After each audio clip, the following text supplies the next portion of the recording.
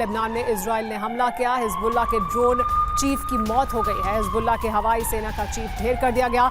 2 दिन में 2 बड़े कमांडरों की मौत हुई है। हिजबुल्लाह के ड्रोन चीफ की मौत हो गई है। 2 दिन में 2 कमांडरों की मौत हुई है, ये जानकारी मिल रही है।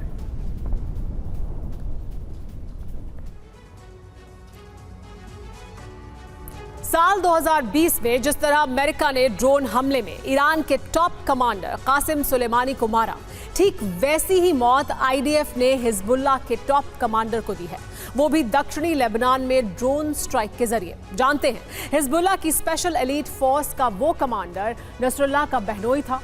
बस फिर क्या, अपने बहनोई की मौत से भड़के नसरुल्लाह ने तेल अवीव को दहन करने की कसम खाई है। क्या पूरा होगा नसरुल्लाह का प्रतिशोध? आप भी देखिए।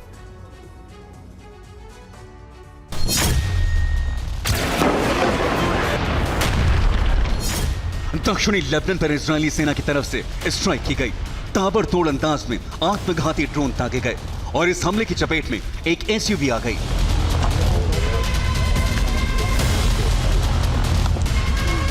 दक्षिणी लेबनान के मजदल सेल्म कस्बे में जैसे ही इजरायली ड्रोन एसयूवी से टकराया, जोरदार ब्लास्ट हुआ। आसमान में बारूद से सने काले धुएं का गुबार उठने लगा। जानते हैं आईडीएफ के इस हमले में किसकी मौत हुई? हिजबुल्लाह के रडवान कमांडो यूनिट के डेप्यूटी हेड विस्साम अल तवील की।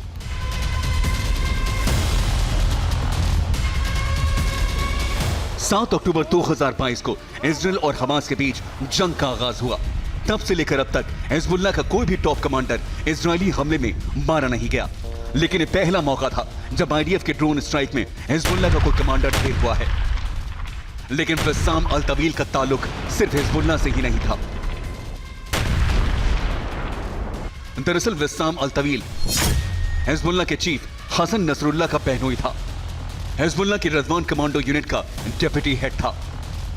ईरानी कमांडर कासिम सुलेमानी का भी करीबी रहा था। विस्साम अल तवील के मारे जाने की खबर की पुष्टि खुद हिजबुल्लाह के पीलिया विंग ने की।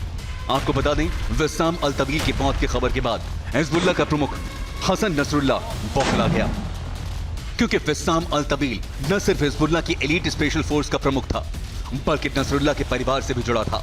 नसरुल्लाह का बहनोई था।